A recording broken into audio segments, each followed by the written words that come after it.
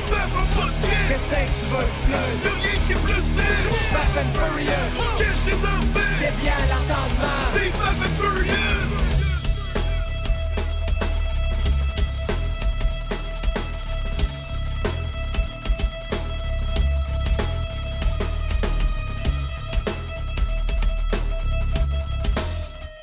Et nous sommes live ce soir. Super content d'avoir nul autre que le grand marteau Napoli.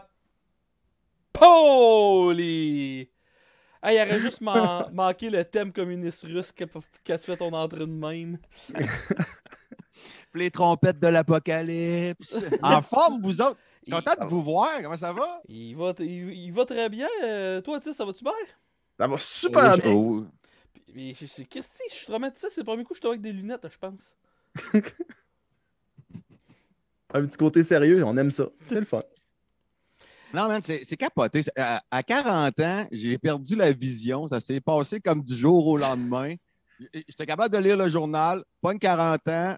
Sérieusement, dans la même semaine, j'essaie de lire le journal. Je suis pas capable. Je suis mais ça se peut pas. Puis là, je me dis, ça se peut pas, j'ai besoin de lunettes. Ça soque là, avec. On fait des tournées tellement malades, mais je n'irai pas faire mes spectacles avec mes petites lunettes.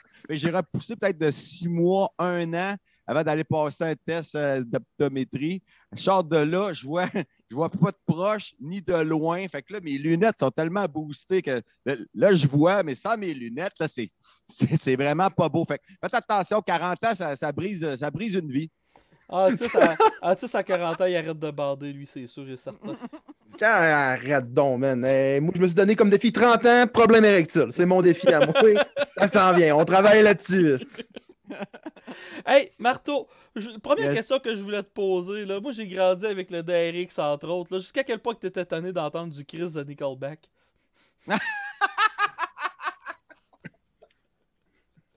Photographe, hein, Nickelback. Hey, mais c'est une bonne question, ça.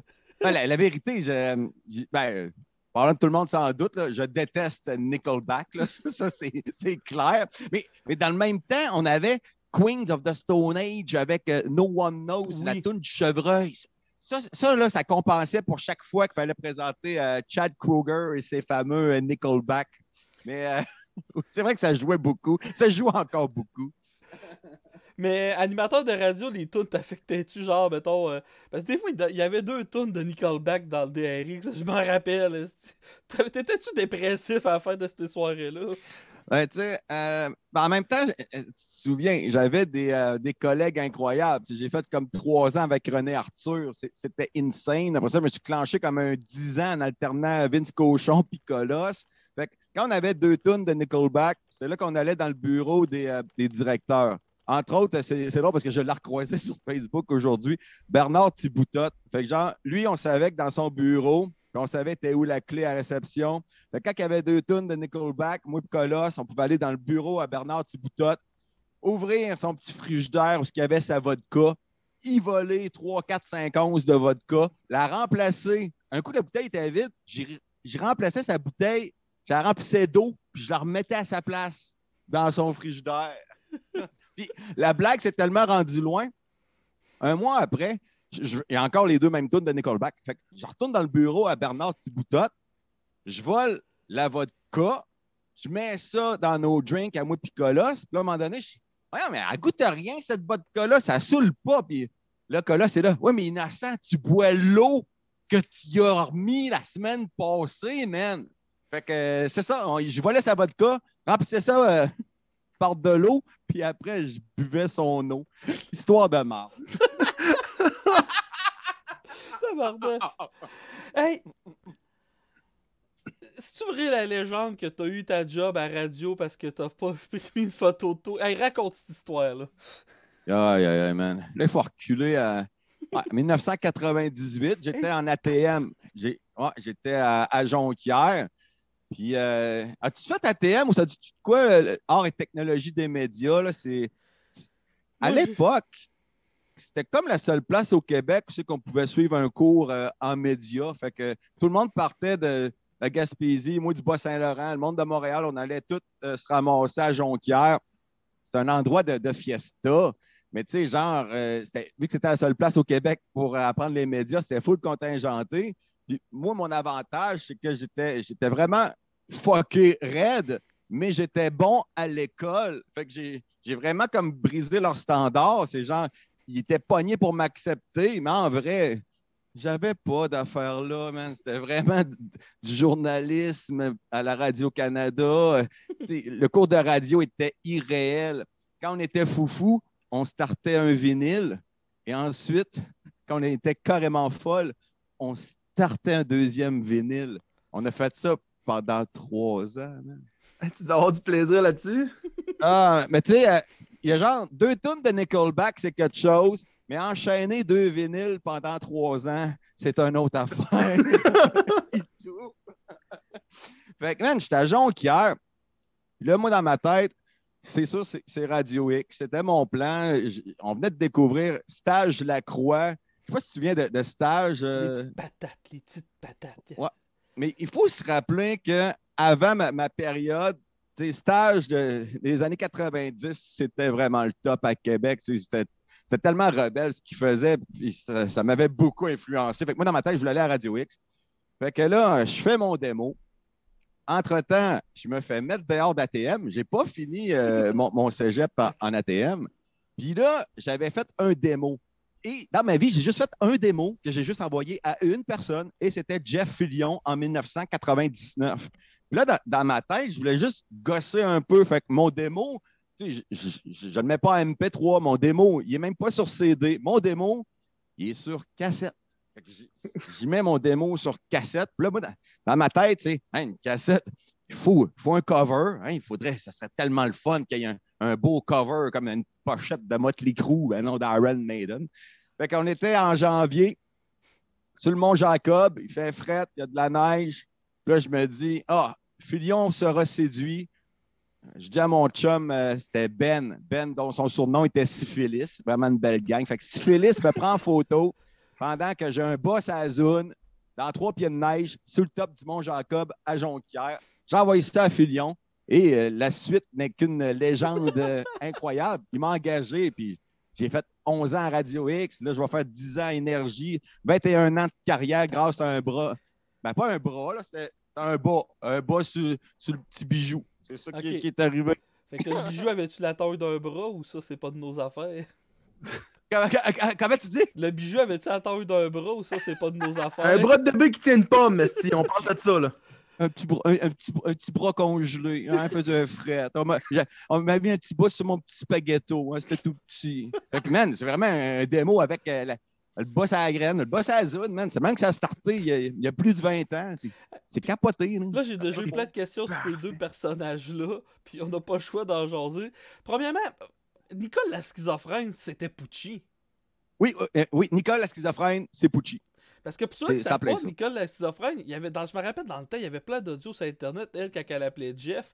Puis là, après ça, elle a commencé à t'appeler toi, puis là, tu... Oui, puis là, je sais pas comment c'est arrivé. Colosse, peut-être, il s'en souvient. C'est ça, Nicole la schizophrène était tellement populaire avec Fillion le matin, c'était fou. Puis là, elle s'est mis à nous appeler l'après-midi. Puis là, elle disait, hey, c'est Nicole la schizophrène, mais je trouvais que c'était trop... Ben, pas copié, mais c'était vraiment trop pareil à ce qu'elle faisait avec Fillion. Fait que là, il y a un épisode des Simpsons, t'as Itchy Scratchy, puis le chien Pucci. Fait que c'est là que, non, toi, c'est Pucci. Puis après ça, Pucci on était tellement familier avec elle, c'était même plus Pucci, on disait juste Putsch. Tu sais, hey, vas-y, Putsch. Tu peux nous raconter tes histoires. Puis une shot est venue nous voir en studio. Man, là, je ne niaise pas, là. Pucci, c'était, comment dire, un mélange de sexy et de troublant parce que son gilet, sa camisole, c'était comme un filet de pêche, mais dont les nipples sortent des mailles. Puis elle est venue nous voir en studio avec sa perruque, puis les totons qui sortaient de tous les bords. Coucou, tu veux voir ma bite? On capotait pas, on cacapotait. On était, wow, c'est Pucci qui est là avec ses bananes, puis avec sa perruque. Mais elle existait pour vrai. Aussi, quand il donnait une thématique, il ne s'est jamais préparé avec elle. Là. Cette madame-là, j'espère qu'elle est encore vivante parce qu'elle était tordante. Elle elle était fucked up, mais elle était rapide. Ça allait vraiment vite dans sa tête. Quand j'ai starté Énergie, elle m'a retrouvé le soir. Là, on y allait plus. C'était plus en mode familial. Hein? Ça fait que c'était plus hors d'onde avec Pucci, mais on pouvait encore parler de ses nénés. C'était super. Puis, là, t'as pas des nouvelles d'elle dernièrement, comme tu dis? Hey, non, man. La vérité, depuis 5 ans, je dirais que j'ai pas de news. Sérieusement. Et puis, bien souvent, elle nous appelait. Elle était à Robert Gifford. Là, elle avait un code pour appeler juste une personne de l'extérieur. Parmi tout le monde sur la planète, elle nous choisissait pour discuter. Tu as le choix de te caller une Domino's ou d'appeler Marteau. Tu as le droit à un call par semaine à peu près. Alors, on va appeler Marteau puis Colosse. Ça jasait de quoi en tant que tel? Les conversations avec elle, ça tournait autour de quel sujet, par curiosité? Beaucoup de vaginite, beaucoup de poissons. Après ça, un mélange aussi avec ses voyages qu'elle faisait avec le BAT fédéral. Ça revenait souvent. Mais j'ai jamais vraiment compris c'était quoi son foutu BAT fédéral. C'est sûrement pas une blague politique, sûrement plus une blague sexuelle. Je sais pas, man. Ça revenait souvent. Les voyages, les complots planétaires. Ça, c'était pas mal Pucci. Là. À la fois aquatique, sexuel et une chronique de voyage. Ça, c'était Pucci. Elle était totale, globale. Ah, je l'aime donc bien, cette madame-là. Hey, mais man, tu checkes sur les YouTube, il y a des audios de ça. Il y a du monde qui mettait ça facilement. La vidéo existe encore quand elle est venue vous voir et quand vous la faisiez chanter? Man, peut-être. Parce que parce que c'est Babu qui avait filmé comme sur le fly avec une caméra cachée. Ben, cachée. On se comprend. Là, ma main et ma caméra est cachée. On s'inventait des gros plans d'inspecteurs parce que Pucci était là et on voulait se souvenir de ça. Non, c'est plus sur YouTube. Non, c'est HXX. Essaye CHXX. Radio X2, Pucci. Okay. Pucci, genre de nom qu'on écrivait P-O-U-T-C-H-Y. Ou peut-être certains mettaient IE à la fin. C'est comme tu voulais. Ça. En tout cas. C'est à la fois un homme et une femme. Si quelqu'un sur le chat retrouve ça, mettez le lien, s'il vous plaît. Là. Essaye de trouver vite. Non, j'essaie de trouver de mon bord parce que sinon, une autre affaire, puis ça. Mark O'Grady, tu l'as rencontré comment? Attends. Man, ça, c'est. Ça, tu vas me trouver plate parce que ça. Autant moi puis Marc. Je vais y aller avec un hommage. Je vais sortir avec ça. Après ça, je vais t'expliquer un petit peu comment ça a malheureusement mal fini. Mark O'Grady, côté performeur sur scène et à la radio, était de niveau olympique. Ce gars-là enchaînait des blagues et les répétait sans cesse. C'était capoté. Puis on y a fait une fois Mark O'Grady pour une sortie. Fait que là, on y trouvait une fille qui allait l'accompagner. Puis là, notre Mark avait un repas 3 services. On allait le faire coiffer, l'habiller en tuxedo. Puis on payait le spectacle pour qu'il aille voir les Gypsy Kings au Capitole. C'est le genre d'affaires qu'on faisait avec Mark O'Grady. Puis lui, il était bipolaire, je pense. Oui, c'est dur à expliquer parce que la dernière fois que j'avais visité. Oui, il était dans. Man, je trouve que c'est triste, c'est plate parce qu'il était. La dernière fois qu'on l'a vu, on allait le voir à Sainte-Anne, puis il était dans un foyer pour personnes âgées, alors que Mark était quelqu'un quand même de rapide puis d'allumé. C'est plus un dosage de pills qui fuck pas à patente. Ah. Il y a eu le décès de son père. Après ça, un nouveau tuteur pour Mark. Et là, ça a vraiment été... les ponts entre moi et lui ont vraiment été brisés, coupés pour toujours. Ce n'est pas ma décision. C'est pas celle de Mark. Puis même que, je vais être plate et je peux même plus parler de lui, malheureusement. Mais qu'importe, Mark, j'ai tout le temps trippé sur ce que tu faisais. Puis j'aimerais juste ça, pouvoir te coller, mais la vie n'a pas fait ça, malheureusement. Juste dire, par exemple, l'audio de lui qui appelle au 4 là, c'est une des affaires qui me fait le plus rire dans ma vie. Ah, man, ce gars-là était drôle, mais comme je te dis, autant sur le stage, devant des 1000 personnes, au bar Saint-Joseph, à mes parties de fête, il volait le show, puis le monde l'aimait, là. C'était capoté. C'était capoté. Et comme là, j'en ai trop parlé. J'ai pas le droit d'en parler, mais je l'aime. Hein. Ok, voilà. Bon, c'est correct. C'est pas trop, man.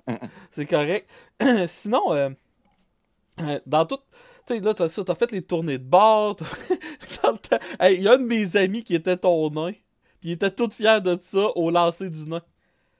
Mais Johnny ou un remplaçant? Sébastien au Balmoral. Sébastien oui. Pomerleau. Puis il avait remplacé aussi une shot à Limoilou. On ne trouvait plus parce que des fois, Johnny le nain, là, OK?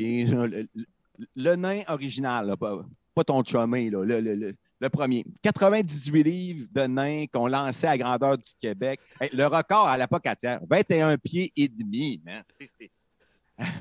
C'est drôle que tu me parles de Tedford parce que une shot au Balmoral, on avait lancé Johnny le nain, c'était le lancer du nain protégé, fait que tout nu avec une capote, puis on le swingait dans la foule, mais comment t'attrapes un nain tout nu, hein? Ça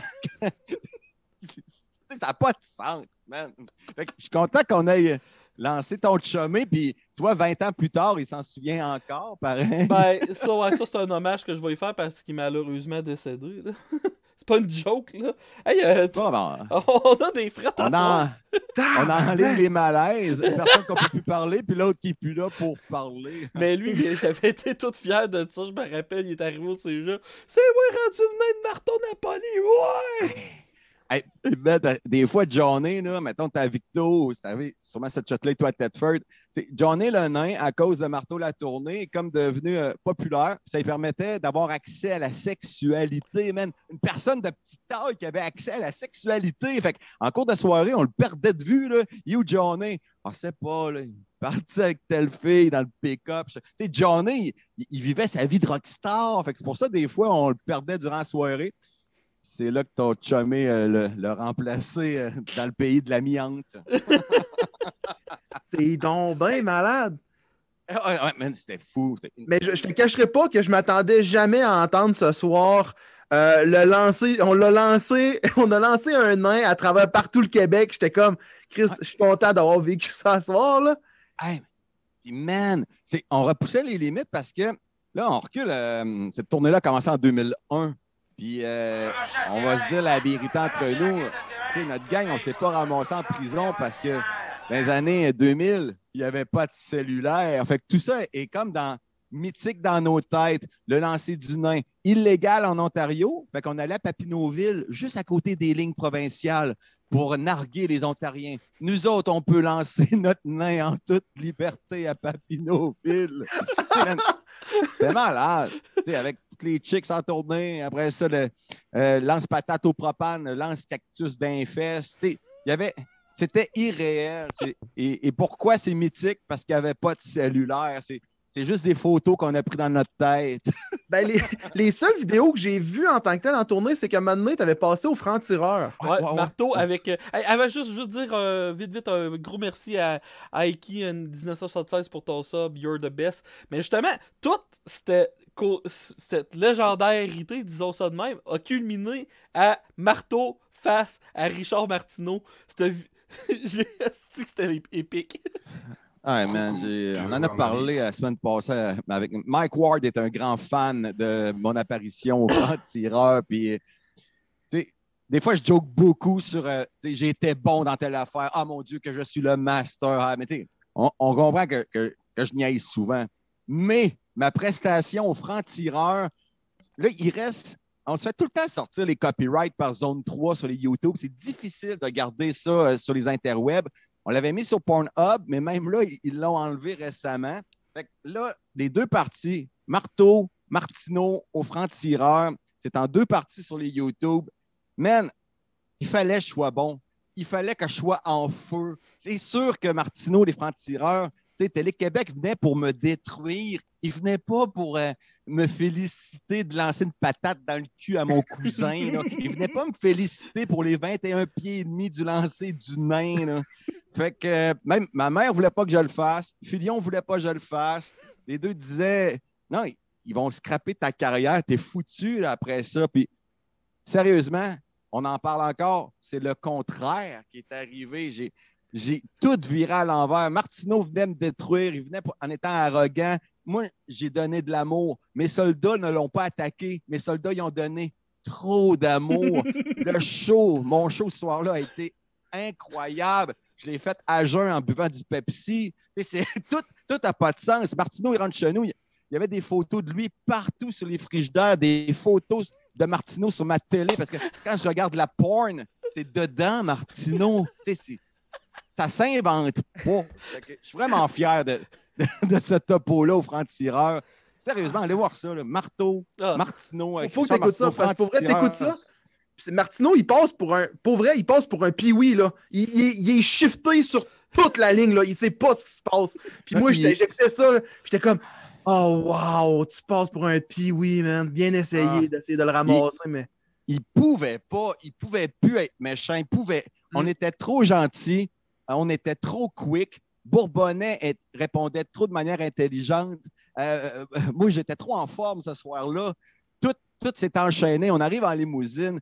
L'accueil, il y a 200, 300, 400 personnes qui crient le nom de Richard Martineau. Les pancartes. Martineau, tu es mon père. Tu sais, trop d'amour. C'est malade. C'est vraiment malade. À voir et revoir. Là. C'est fou, mais on a de la misère à regarder online à cause des copyrights. Mais là, ils sont online sur YouTube en 2 parties. Faut pas juste regarder la première partie. La deuxième partie, je pense que c'est encore meilleur. Tu écoutes les 2 back-to-back, c'est vraiment bon. Ouais. Ça vaut la peine, je suis d'accord avec toi. Là. Merci Marco 151 pour ton don de 5$. Mais ça, puis l'autre affaire aussi, il faut le dire, Marteau Napoli a été nominé aux Oliviers, pas aux Oliviers, aux Félix. Ouais, au total, je veux pas, il faut pas se tromper, parce que j'en ai eu beaucoup dans cette histoire-là. 1, 2, 3, 4, 5 fois à la disque, puis 1 fois aux Oliviers. Ça, c'est mes vrais stats. Là. Fait que 5 fois en nomination à la disque, puis 1 fois au gala Les Oliviers. Une des shots, ma dernière à la disque, album d'humour de l'année, man, j'étais en nomination avec un album qui n'était même pas encore sorti. Tu sais, j'avais. Marteau vs Jean-Claude, une affaire de même. Ouais, Stevenson aime Jean-Claude. Puis j'avais. Hey man, pour le recensement de la disque, il fallait leur envoyer 10 copies. Fait que j'avais dessiné les 10 covers du CD, man. C'est capoté. J'ai eu la nomination. Puis après, j'ai printé les 1000 copies qu'on a vendues à mon show. Ça a juste pas de sens, ça, cette histoire-là. Stevenson aime Jean-Claude. Ouais. Oui. Puis, je me rappelle, j'étais ami avec toi sur Facebook dans ce temps-là, puis tu t'annonçais ta nomination à la 10, puis tu photoshopais, mettons, des actrices porno qui suçaient une graine, puis tu changeais la graine par un Félix. C'était malade. Ça avait juste pas de sens. Ouais, c'était... Oh, oui, je me souviens de ça. Là. C'était... C'était mon chum Anctil qui faisait tous mes montages sexuels avec le trophée. Puis nous autres, man, quand on est allé au gala, c'était au Métropolis. Puis aussitôt qu'il y avait une pause, un entracte, on allait boire des shooters à côté au Foufoune électrique. Moi, Patricia, puis Jean-Claude. Jean-Claude, je ne sais pas si tu le connais, un talent incroyable, man. Il était très créatif là, dans mes années. Là, et il m'a beaucoup aidé à faire exploser des affaires. Là. C'est genre, admettons, j'étais en feu, mais Jean-Claude était à un niveau assez exceptionnel. Fait que quand on a fait notre album de shit, Stevenson aime Jean-Claude, c'était normal qu'on se ramasse à la 10. C'était tellement bon. Mais man, alors, on s'était trouvé du cash avec les commanditaires, notre avant-party. La vérité, on était chaud raide au gala, puis on continuait à boire durant les pauses au Foufoune électrique, man. Est-ce que vous avez eu de la merde de ça? Comment, man? Y a-tu du monde qui vous ont donné de la merde, des artistes qui étaient là, qui étaient comme Chris, un peu de sérieux? Ouais, il y a une chanteuse Aïe, aïe, aïe. Ouais, je vais te raconter un petit bout. On était très bruyants, on applaudissait fort aussi. Tu comprends que nous autres, c'était toute une fiesta. Là, on se ramasse à la disque, la gang de Limoilou se ramasse à la disque, c'était fucké. Là, fait, on était en forme. Fait qu'il y avait une chanteuse qui n'arrêtait pas de me regarder.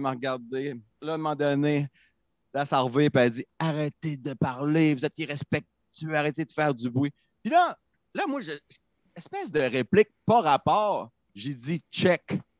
V'là 20$, je prends ton ticket puis tu sacs ton camp. » Tu sais, je donne pas 100, je donne pas 200. Tu sais, moi pour 20$, c'est suffisant pour acheter sa place, puis qu'elle se la forme, qu'elle s'en aille.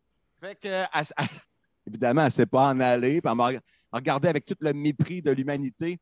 Mais moi, dans mon délire, c'était comme, hey, je viens d'y dire, hein, puis j'allais y acheter sa place pour y faire ma gueule pour 20$, mais ça n'a pas marché, man. On s'est pas fait d'amis ce soir-là. C'était particulier.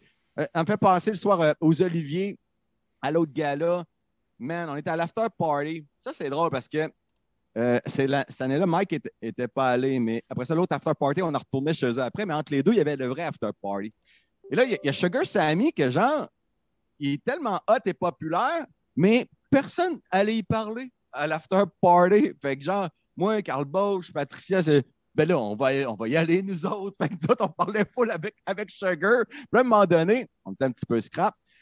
Ils amènent, OK, un gâteau presque grandeur nature d'Olivier Guimont qu'il dépose comme une statue, un trophée sur la table de buffet. Et là, pendant 10 minutes, personne ne regarde le gros gâteau en forme d'Olivier Guimont. Personne n'ose s'en approcher. Et encore moins, personne pense le bouffer. Et là, dans un élan de maudit que j'ai faim et mon Dieu que le nez a l'air tellement bon et sucré, je saute d'en face à Olivier Guimont en chocolat, en gâteau. J'y bouffe le nez et la face live, man. Devant tout le monde. De l'after party du gala. Puis ce soir-là non plus. Je me suis pas fait des amis, mais c'était drôle en salle. Le gâteau était bon. En quelle année que t'étais allé là, ça? J'ai un peu perdu dans les années. Je dirais la disque 2011. Okay. Après ça, je dirais les Oliviers 2014, probablement. 2014-2015. Il y avait des cellulaires. J'imagine qu'il y a des archives de ce moment-là quand tu as bouffé le nez. Là. Peut-être que mon chum Carl Bosch a de quoi. Puis après, je m'étais habillé j'avais une cape d'Elvis avec l'aigle puis les diamants. Tu sais, je sais pas pourquoi. Dans ma tête, j'allais aux Oliviers. Il fallait que j'aille une cape comme Elvis. Puis le devant, l'aigle, les diamants, puis une tuque avec des diamants. Toujours important d'avoir des diamants quand tu vas à un gala. Ah ben, avant de manger la face à Olivier Guimont en chocolat. Hey, son prix sera le mien. Je veux cette vidéo-là. Là. Genre, je vais l'acheter. C'est un VOD que je vais aller chercher. Là. Ah, mais tu sais, dans ma tête, c'était comme, de un, j'avais pas d'affaires là, à ce gala-là. De deux, je ne retournerai jamais. De trois, j'ai faim. De quatre, je m'en sacrais. Puis ça fait des histoires que 10 ans plus tard, on peut encore en parler. C'est aussi, c'est débile. C'est sûr que c'est débile. Mais ça fait partie. Au début du chat, je pense que c'est un de tes amis qui m'a dit faut qu'il te parle de la fois qu'il était à Las Vegas avec Mike ou quelque chose. Oui, man. Ça, c'était pas un combat de GSP. Ça doit faire 5 ans de tout ça. Wow, c'est fou. Moi, ma femme, mon chum Carl Bosch, il écrivait de mes textes aussi beaucoup pour ce que je faisais à Énergie. Puis il y a Mike Ward qui était dans ce voyage-là. On allait voir GSP se battre contre. C'était le combat contre. Peut-être pas Hendrix, je pense, ou peut-être, je ne sais plus. En tout cas, on allait voir GSP à Vegas. Mais, man, tellement d'histoires. Je vais t'en starter une. OK, on était au Margaritaville. J'adore les Margaritaville. J'en ai un ici dans ma maison. Je tripe sur Jimmy Buffett et le Margaritaville. Fait qu'on est au Margaritaville, à Vegas, sur la strip. Il y a moi, Patricia, Carl Bosch puis Mike Ward. Là, j'ai pogné sur Groupon un bar open à 18$, man. Fait que là, tu comprends qu'on est sur le bord d'un décès. Nous autres, un bar ouvert à 18$, on l'utilise à 100%. C'est à l'infini. C'est hot, ça strip à Vegas. T'sais, les drinks que tu achètes quelque part, en plus, on est tellement cons. Le bar open était au 5 o'clock somewhere, au Carlos & Charlie's. On sortait tous nos drinks pour les amener au Margaritaville. T'sais, on buvait même pas les drinks du bon bar à bonne place. C'était l'apocalypse. Fait que là, à un moment donné, là, on devient en mode presque dangereux. Je m'amuse avec un couteau sur le bout de mon nez. Carl Bosch et Mike sont en train de jongler avec des chaises. Et là, t'as 4 gars qui viennent voir ma blonde et ils disent « Hey, t'as vraiment pas l'air en sécurité avec ces gars-là. Tu veux-tu qu'on fasse de quoi? » Nous autres, on est là pour te protéger. Là, ma blonde est là. « Ah non, non! Lui qui a le couteau sur le nez, c'est mon mari. Pas de trouble! » Fait que ça, c'est le genre d'histoire qu'on avait à Vegas. Puis, maudit Mike, juste, tu sais, traverser la rue, tu sais, on parle de probablement 20 pas. Ben, tu sais, il arrêtait les Cadillac Escalade pour traverser la rue. Il y avait besoin d'un lift pour traverser la rue.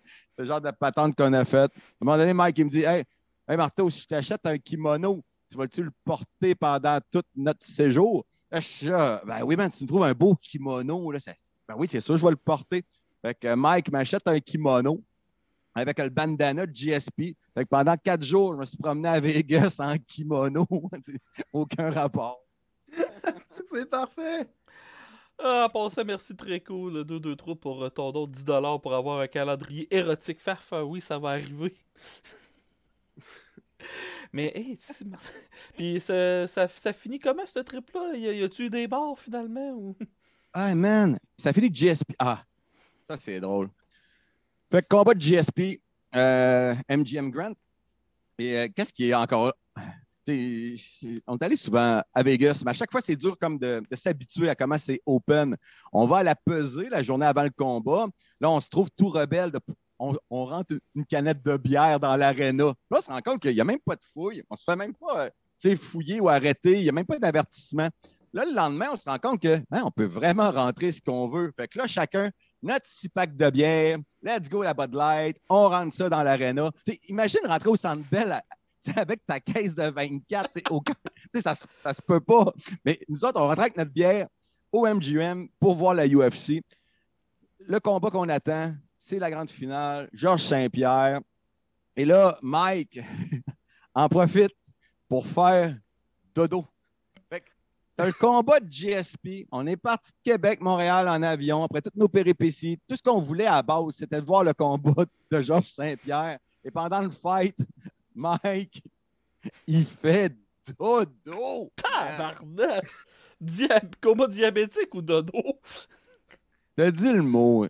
Petit fuck de diabète du côté de Mike. La veille, il avait trop mangé de pizza. Genre d'affaire que. C'est sûrement pas à cause des 42 rhums de la veille. Hey, mais la croûte à pizza, là, par exemple, ça l'a fucké son diabète. Puis, comment ça finit le voyage? Attache-toi. La dernière nuit, il est genre 3 heures du matin. Moi, je suis là, je vais aller chercher de la pizza pour la gang. Fait que je veux faire un beau geste, être gentil. Fait que je sors tout seul. Arrive, la pizzeria est fermée. Puis là, je vois le Dunkin' Donuts qui est ouvert. Je m'en vais au Dunkin'. Je paye avec 20$ pour 3-4 bangs. Il m'en revient peut-être 12$. Et je joue mes 12 premières piastres presque à vie à Vegas et dans une slot machine. Je mets 12$ dans la machine. Et je t'enverrai j'ai le print screen, c'était malade. Et je gagne 1000$ US à la dernière nuit de notre voyage à Vegas pour repayer notre trip. En tout cas, mon voyage, c'est repayé cette nuit-là à cause d'une maudite pizzeria qui n'était pas ouverte, d'un bang du Dunkin' Donut, 12$ dans la machine, 1000$ US. Tac, à la dernière nuit. C'est irréel, mais c'est ça qui est arrivé. C'est notre histoire à Vegas. Wow! Là, premièrement, je veux juste dire merci à Dave Master pour son 10$. Et j'ai Carl Blasco. D'habitude, Carl Bolt, je parle avec Carl Bolt. Je sais pas si c'est Carl Bolt qui disait j'ai saigné du cul tellement qu'on a bu dans ce voyage-là. Oui, c'est vrai, ça. La semaine d'après, il fallait que mon chumé porte des couches. Man, ça avait tout fucké sa flore. Mais c'est ça que quand tu drives c'est un peu gênant. Quand tu drives, c'est pas une fierté. Mais tu sais, man, c'était des 26 onces par-dessus des 26 onces à tous les jours avec d'autres 26 onces. T'sais, on s'endormait dans le char de taxi. Puis là, le chauffeur, il voyait qu'on dormait. Fait qu'il faisait des tours en rond avant de nous amener dans le vieux Vegas à notre hôtel. Rien que pour faire monter le meter. Mais tu sais, on était dead. Fait que, mon ami russe, il a passé 2 semaines avec des couches. Après, il s'est scrappé le cul, man. Ça se peut pas, hein? Hey, sérieusement, c'est le genre d'histoire que moi, mais que j'arrive à 40 ans, je veux raconter. C'est terrible, là! Mais j'ai une question pour toi, ça. Dans le fond, tu dis que tu viens du Bas-Saint-Laurent. C'est de quel endroit au Bas-Saint-Laurent que tu viens? Ouais, je dis tout le temps Rivière-du-Loup, mais le vrai village, c'est Saint-Alexandre de Kamouraska. Je suis né là. Ma mère est mairesse à Saint-Alexandre. J'allais à l'école, par exemple, à Rivière-du-Loup. Fait que c'est fucké. On appelle ça KRTB. Là. Entre nous autres, c'est tellement clair que c'est Kamouraska, Rivière-du-Loup, Témiscouata et les Basques. Fait que je viens du Bas-Saint-Laurent. Okay, du Bas-Saint-Laurent ou pour ton Ouais, je viens de information. Rimouski, fait que c'est pour Ah, ça que ok. j'étais comme, OK, Ok. good, je connais la place, là. Ok, J'étais comme, j'étais comme à Rimouski, Chris, je regarde ce que tu fais, puis je suis comme Rimouski, je connais pas grand monde, mais là, tu me dis que tu viens du Kamouraska, je suis comme, Caliste, ça explique bien des affaires, là. Ah, Je te comprends, là. tellement con, hein? Rivière-du-Loup-Rimouski, c'est même pas 1 heure, mais on se voit pas, on se parle pas entre Rivière-du-Loup et Rimouski. On ne va pas magasiner l'un chez l'autre. Je sais pas pourquoi c'est comme ça, mais c'est comme ça. Le monde que j'ai rencontré de Riadou, c'est à cause du hockey. J'ai joué là-bas à Midget 3, là. Ok. Puis ça a été les seules raisons pourquoi j'ai rencontré du monde de Rivière-du-Loup. Sinon, fuck all, j'ai jamais vraiment ça. Puis à soir, je rencontre un gars qui connaît un gars qui a saigné du cul à cause des 26 onces. Fait que moi, ça vient me chercher, ça me parle. Ah, mais faut que tu te la fuck, hein? La flore intestinale pour te vider. C'est. Ça doit être 2 Tu sais, semaines on que dit tu une- tripes pas. Mais tu sais, là, Carl, si t'as écrit ça, sûrement qu'il était open à en parler, mais tu sais, je sais pas s'il y a une période où c'est qu'il s'est mis peut-être une serviette sanitaire. Tu sais, quand tu fais la transition entre la couche et le retour aux bobettes, tu sais, tu mets une petite patch? Je sais pas. C'est ça. Juste une petite sécurité avant, là, un entre-deux, tu sais, c'est juste ça. La question, c'est Hey, Carl, on j'ai t'écoute. J'ai revu Carl cet été. Là. Maudit, on rit tout le temps. Mais c'est bon, Vegas, c'était quelque chose. Ouais. Tabarnache.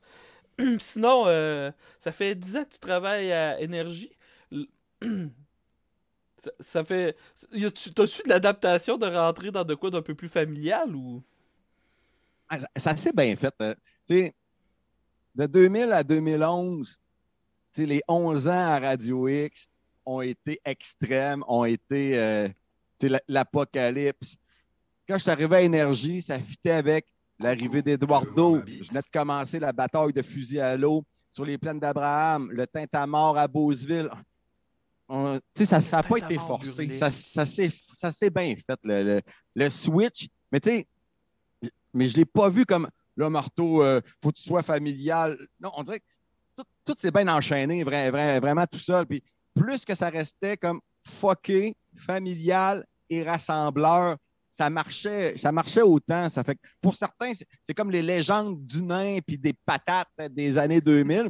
Pour d'autres personnes, je suis peut-être juste le gars de la bûche de Noël. Pour d'autres personnes, c'est Elle est fucking bonne. c'est peut-être juste Marteau et ses petits pauvres. Pour d'autres, c'est le gars de la radio. Pour Ouais. d'autres, OK, tous ces événements avec le Tintamarre, la bataille de fusil à l'eau, ça dépend. Il y a tellement de babelles qu'on a faites, mais le switch à Énergie a été facile. C'est plus... ma gang avait un petit peu peur. Ils passaient beaucoup à comment le bris de contrat allait arriver. Probablement que j'allais juste faire 2 shows ou 2 semaines, mais moi, non, j'avais signé 3 ans en startant. J'avais compris la game. J'étais vraiment content de travailler pour Bell. Puis là, ça va faire 10 ans, man. Félicitations. T'es bien smart. Plusieurs animateurs ont fait ou vont faire 4, 5, 10, 12 stations. Moi, j'en ai rien que fait 2. En 21 ans, c'est vraiment fou. Je suis vraiment content de ça. 2 époques différentes. T'as été à Radio mais- Pirate un peu aussi, je m'étais abonné juste pour toi. Ah, t'es bien smart, man. On a fait beaucoup d'années là aussi. C'était comme en même temps qu'Énergie. Probablement 2011 à 2018. On a fait avec Colosse qui est venu me rejoindre aussi à Radio Pirate.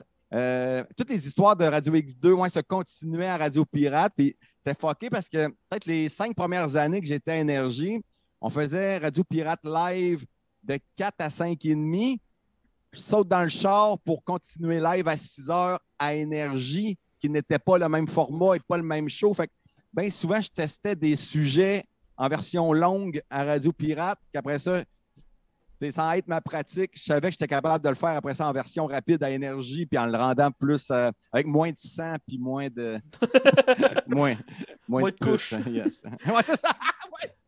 Mais Mais- c'est une autre affaire. Ouais, vas-y. Non, mais parce que tu me disais sur Messenger, qu'on s'était vu une coupelle de fois, c'était-tu dans les studios de Radio X2? Là, c'est le bout qui me Ok, manque. regarde, je faisais des vidéos humoristiques, puis cherchez pas ça, mes fans, vous trouverez jamais ça. V'là 10 ans presque. Je t'avais payé un 26 onces de rhum pour que tu me fasses un peu de promo en ondes, puis tu m'avais évité. Puis on avait jasé en ondes. Maudit. Puis, tu étais gentil, c'était-tu le fun? T'as-tu bien Oh, été? oui, ça avait super bien été. Ouais. On avait jasé, puis justement, le Marco Greedy a birqué en ondes tout de suite après nous autres. Mais une autre affaire qui est tout, que je t'ai suivi beaucoup, j'étais un gros fan du trio de l'amour avec Bob Bissonnette. Je vous ai vu, je pense, Les trois ténors de l'amour. Les trois ténors de Man. l'amour, je vous ai vu 4 fois. Ah, ben, c'était huge parce qu'au total, on a peut-être fait 10 shows parce que, tu sais, moi, j'avais mes tournées, j'avais mes shows. Bob avait déjà sa tournée puis ses shows. Fait qu'on faisait pas plus que 2 ou 3 spectacles par année des trois ténors. Mais quand on se réunissait ensemble, Cam Neely, Bob Bissonnette, puis moi, puis toute notre gang, ça devenait magique. T'as-tu vu le show à l'Arena à Saint-Joseph-de-Beauce? Non, Ça, je vous ai t'étais-tu là? vu 2 fois. Je vous ai vu au Festival de la Relève à Ok. Thetford Mines. Puis C'est je vous gros, ai ça. puis je vous ai vu une coupe je vous ai vu en bar aussi.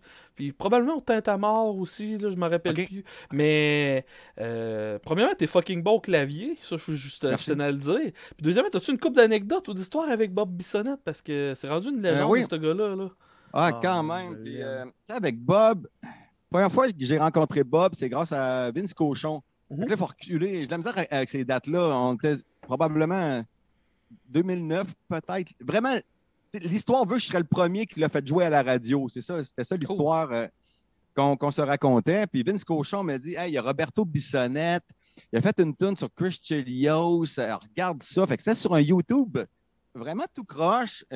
C'était correct, mais je comprenais pas trop. J'ai comme fait, let's go, amène-moi là en studio. Fait que Bob, la première fois qu'il est en studio avec moi, Bob timide, Bob tranquille. Je serais menteur de te dire qu'on est devenus amis tout de suite. Là. Ça a comme fait, ouais, il est bien drôle, il a fait sa toune. Ouais, c'était correct, mais on dirait il est très timide, ça avait vraiment pas connecté. Après ça, il a fait un show à Victo. Là, on s'est vu, after party. Là, on a comme allumé. OK, on était comme pareil. Là. Fait qu'on est devenus vraiment des bons amis. Jusqu'au moment où là, on se dit, hey, Cam Neely joue du banjo.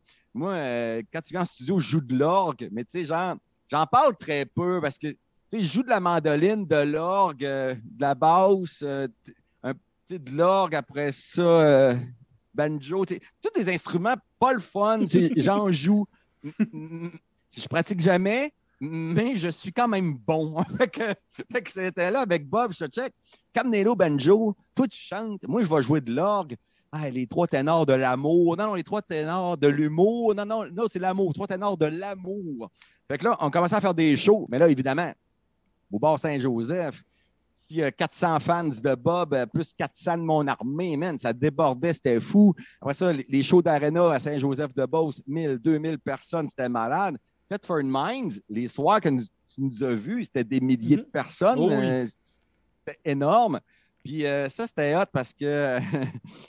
sacré Bob. On est booké à Thetford le jeudi à 7 h.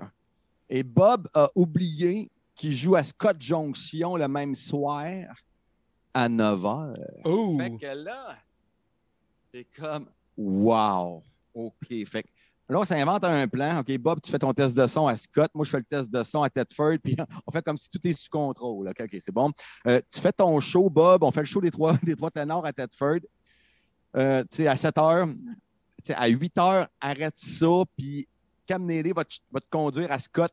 Tu fais le deuxième show, puis moi, je reste animé à Thetford. C'est le plan qu'on a. Starte le show à Thetford. Man, la rue Notre-Dame, full jusqu'au 7 Lacouille. 2000, 3000, 4000 personnes. Il est 7 h. À 8 h, on commence à être scrap. On est scrap. À 8 h 30, Bob est dans la foule, puis il serre la main de chaque personne. Puis, l'autre show à Scott Junction est à 9 h. Il est 8 h 30. T'es à fucking Thetford, man. Un autre appel à 8 h 35, 8 h 40. Débarque Bob. Cam Neely va le porter parce qu'il y avait un deuxième kit de son avec tout. Le deuxième kit était installé à Scott. Et Bob est arrivé, assurément en retard, mais il a fait le deuxième show alors qu'il était déjà chaud du premier show qu'il avait fait à Thetford. Ce gars-là était pas tuable. Ce gars-là était un super-héros. Là. Il y a des histoires de la même. Ça n'a pas de sens. Puis, faire ces shows à Thetford, il avait été tranquille avec son 1 h 30, mais faire 3 heures en ligne, il était capable, puis il le faisait souvent. Puis ce que j'aimais de Bob et que j'aime encore, ses tunes sont incroyables, ses mélodies sont bonnes, puis en français, fouler des arénas, fouler des stades, fouler des chapiteaux avec des tunes en français, c'est capoté ce qu'il a fait. S'il avait eu 5 ou 10 ans de plus pour amener sa carrière à un autre niveau, tout ça, tout seul, de manière indépendante, pas de compagnie de disques, distribué par lui-même, ça n'a pas de sens. Ça n'a pas de sens. Ah, ce gars-là, il me faisait capoter. Là. Il était venu à un moment donné faire un spectacle, justement. Il avait joué pour notre. Il avait joué au hockey, c'est un Christ de mon joueur de hockey en plus de ça, Bob. Là. Puis il avait joué pour notre directeur général quand j'étais collégial à Thetford Mines, justement. Puis il l'avait booké. Il venait faire un show juste pour les filons de Thetford. Fait que dans le fond, il était venu dans le cégep. Puis après ça, il avait viré à brosse avec l'équipe de hockey. Puis on avait. Puis pour vrai, là, aujourd'hui, j'accroche mes patins de Bob Bissonnette. Puis je viens à le moton. Je suis comme, hey, un stick qui est parti trop tôt, ce garçon-là. Là. Ah non, j'accroche mes patins, ça fait mal, cette toune-là. C'est sa toune de la fin. C'est vraiment. Exact. Puis j'ai pogné Guillaume Lepage en entrevue, puis il dit que une des questions qui se fait le plus poser quand il est en dehors de la région, c'est pourquoi vous avez jamais fait venir Bob Bissonnette à Tout le monde en parle. Ben, très bonne question. Est-ce qu'il répond? Ben, il dit qu'il ne savait pas qu'il existait dans le temps. Il a su qu'il existait quand il est mort parce que parce que Bob a percé partout au Québec, mais il n'a jamais été capable de percer l'industrie du disque. C'est un peu comme les artistes country du bas du fleuve qui vendent des... Il y en a qui ont vendu des centaines de milliers d'albums, puis là, je veux pas partir d'une guerre à Québec-Montréal, c'est pas ça le but partout, mais c'est juste que on dirait que ils se font jamais reconnaître par l'industrie de la musique ou juste quand ils meurent, malheureusement. C'est un mauvais hasard parce que ça allait être annoncé, puis le show allait avoir lieu peut-être un mois après son décès. Bob allait faire une rentrée au Métropolis ou au Corona à Montréal. C'était prévu qu'il allait faire un show. Il aurait foulé. Ça aurait redécollé, c'est certain, pour la gang de Montréal. Mais en spectacle, ce gars-là est incroyable. Puis la toune J'accroche mes patins, c'est ça. Le mot que je cherchais, c'est son testament. On dirait qu'il nous a laissé la toune de la fin. Puis tu parlais de sa carrière. Double carrière. Super chanteur populaire, incroyable.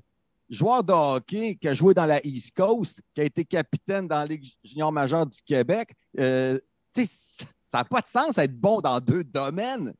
C'est terrible. 2 carrières différentes. Putain, c'est capoté. Je vois quelqu'un qui dit Bob avait été boudé par la 10 dans la partie hommage aux disparus. Il y avait eu une partie hommage aux disparus? Ouais, l'année de son décès, ouais. Fait que ça nous mettait à l'automne. Il est décédé en septembre. Tout de suite à l'automne, c'était la disque. Ouais, boudé, disons, pas banni, là, disons vraiment oublié, malheureusement. Ouais, il n'a pas été nommé dans les disparus. Il avait essayé aussi une nomination dans la catégorie country, puis ça n'avait pas passé non plus. Ouais, il y a des malchances dans cette histoire-là, mais tu parlais avec Guy Lepage, Marie-Pierre le raconte dans le documentaire. Bien souvent, Bob il restait dans son char tout seul à parler à un fantôme à côté de lui, comme s'il s'imaginait qu'il était à Tout le monde en parle, puis comment il allait répondre à Guy Lepage quand ça allait arriver, cette entrevue-là, mais c'est malheureusement jamais arrivé. Mais... Puis, tu sais, t'as-tu déjà écouté le documentaire sur Bob, Faf? Non, c'est une des affaires que je voulais faire. J'étais supposé aller le voir au cinéma, mais je pense que je m'étais fait séduire un choix à dernière minute, malheureusement. Ce gars-là, je me suis rendu compte que c'était vraiment... Il parle de lui, puis grosso modo, ils disent il disait tout le temps « je t'aime » à ses amis, comme si c'était la dernière fois qu'il leur parlait, quasiment, là. Quand on parle au téléphone, admettons, là, c'est comme « OK, bye, je t'aime ». Toutes ces affaires-là, j'ai tout appris ça pendant le documentaire. Je l'écoutais, j'étais comme « Chris, ce gars-là, c'est... » Pour moi, c'est quasiment un dieu, là, je le trouve malade, là. Fait que pour vrai, il faut que tu écoutes ça, Faf, ce documentaire-là, ça vaut vraiment la peine. Tu vas capoter, c'est vraiment bon, là. Avec, ça donne soif, par exemple, tu finis ça et t'es comme Chris, m'allez me chercher une petite dose là. Ouais. Ça start triste, après ça t'as comme Brun a fait un montage incroyable, après ça t'as toute l'histoire, la finale. C'est fourette ce documentaire-là, man. Tu vas pleurer et où te chier dessus. Garde les couches pas loin, bro. Puis j'ai mon gérant qui dit et tout que t'as connu ça, tu sais, toi, ton père est un chanteur country aussi, Marteau. Oui. Ah, vraiment. Tu sais, quand t'es kid, à l'école, qu'importe, on voyait les parents de nos amis. Le père à mon chum était boucher, l'autre, il travaillait comme facteur. Le nôtre était un chanteur de country. Notre père nous a fait vivre avec ses tunes. À l'époque, on ne comprenait pas ça. C'est plus tard qu'on a comme catché que c'était irréel ce qu'il a fait. C'est que, autant là, je fais vivre Édouard par mes vieilles jokes. Mon père nous a fait vivre avec ses tunes. À un moment donné, vers 20 ans, quand j'ai compris ça, j'ai pogné de quoi. J'étais là, OK. Pour nous autres, c'est sûr, quand c'est ton père, c'est le meilleur, c'est le top. Là, après ça, on catchait que c'était vraiment dans les légendes du western avec Paul Brunel, Marcel Martel. Après ça, mon père était là-dedans. Puis j'avais 50 ans de différence avec mon père. Mon frère et mon père avaient 54 ans de différence. C'est capoté. C'était comme un père, grand-père, puis notre meilleur chum en même temps qui nous a appris la musique, puis toutes ces manières de vivre, que tout est possible. Là. Ça, ce mot-là, je l'ai bien retenu, puis ma mère me le dit encore. Là. Tout est possible. Quand on dit de quoi il est impossible, c'est genre, let's go, on va le faire. Là. Tu peux pas louer une île ronde puis faire une bataille de fusil à l'eau. Ben oui, je peux le faire. Tu peux pas faire d'événements, c'est plaine, c'est fédéral. Ouais, c'est un endroit public aussi, tout est possible. Tu sais, je me dis tout le temps, il y a des solutions à tout. Puis une autre phrase, après ça, je me dis, quand ça devient un peu rebelle puis illégal, c'est genre, voyons, ils vont toujours bien pas envoyer l'armée pour un nain. pour m'arrêter. Ils n'enverront pas l'armée. Fait que la première phrase, tout est possible. Après ça, tu amènes ça au maximum de ce que tu peux. Puis là, quand ça devient un peu dangereux, là, tu te rappelles la phrase, mais là, ils pourront bien pas envoyer l'armée pour m'arrêter. Et si la réponse est oui, ils peuvent envoyer l'armée, trouve-toi un autre plan. Trouve-toi une autre solution. Ouais, mais c'est sûr que pour le lancer du nain, une armée de nains, ça vaudrait peut-être la peine de voir ça. Ça aurait été fucké, ben. Il était tout petit, mon nain. 98 livres de fun. Oh, tout beau. Puis il y avait la revoit tout ça dans ma tête. Il avait son petit casque puis sa capote. Fait qu'il était protégé. Voyons donc. Il était 100% protégé. Hey, Marteau, avant de finir, j'ai une dernière question pour toi. C'est vraiment ma question que j'aime de poser au monde. C'est quoi la chose dans ta carrière que tu vas arriver à 90 ans et tu vas dire, Chris, ça, je suis fier de l'avoir fait. Ça, c'est vraiment ce que j'ai trippé à faire. Là. Dans tout ce que tu as fait, là, ce serait quoi? Wow. Maudit. C'est des francs-tireurs. C'est pas parce que je me répète en maudit. Non, mais man, Chris, c'est la bonne réponse. Là. Je sais que c'est plate, mais je te le dis, là, puis où c'est Mike qui m'a beaucoup mindé à ça. Je sais qu'il le réécoute souvent, puis moi et tout, là, c'est genre, à un moment donné, si je suis 3 mois off, pas de show, là, je redécolle, des fois, je me dis, je suis encore bon, ma confiance est encore au top. Si j'ai besoin de me rappeler que je suis le meilleur, j'ai besoin de me rappeler que je suis capable de torcher Richard Martineau, je suis capable de me rappeler que, ce show-là a été le plus vu de la saison à Télé-Québec. J'en recheck mon maudit topo au franc-tireur. Là, j'en ai tellement parlé à soir depuis 2 semaines. Allez le voir, vous allez voir que je ne suis pas menteur. C'est vraiment malade, cette histoire-là. Ça, c'est l'affaire que je suis le plus fier. Après ça, ma famille. Oh, je vais garder Martineau numéro 1, ma famille en 2e. C'est pas vrai. Le Kilimanjaro, c'est ma famille. J'ai Eduardo qui est dans la fenêtre du Margaritaville. J'allais t'oublier à cause de Richard Martineau, mon grand. Fait que Martineau puis ma famille, puis mes 2 chats. Yes. Oh yes. Hey, Marteau, justement, faut que tu ailles coucher ton gars. Un gros merci. Puis on va se rejaser à un moment donné, c'est sûr, si tu veux revenir. Il y a trop d'affaires à jaser, j'ai trop eu de fun. Ah, c'est clair, ça a passé vraiment, vraiment trop vite. Puis en plus, Eduardo, c'est sa dernière journée d'école demain pour cette semaine. Après ça, 4 jours off. Après ça, il y a une semaine d'école. Après ça, 10 jours off de relâche. Ces flots-là n'ont jamais d'école, man. C'est incroyable. Fait qu'à un moment donné, on se fera un podcast, on se fera quelque chose pour parler en détail de nos intérêts dans le système d'éducation au Québec. C'est pas vrai. Je veux pas qu'on parle de ça. Regarde, on jasera de bière pendant 3 heures si tu veux, Esti. Hey man, je vais te faire rire un petit peu, par exemple. À soir, j'étais sur le Perrier au mur, puis c'est de la fucking vodka au concombre, mais c'est full bon. Fait que vodka concombre avec Perrier au mur, je me ramasse avec une dose de fruits et légumes, c'est merveilleux. Wow. Ah, c'est parfait, ça. Ben, ça me donne Hey, soif. Toi, Jeff, je peux-tu te raider ou je raide quelqu'un d'autre? Toi, tu restes... Raid quelqu'un d'autre, chum. Ok, Moi, je c'est peux. bon. Ben, je vais raider moi. What the fuck, Kev. Good.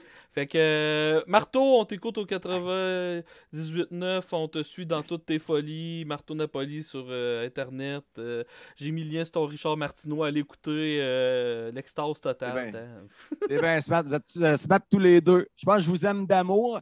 Je pense que je vais vous adopter. Vous allez devenir frère et sœur à Édouard.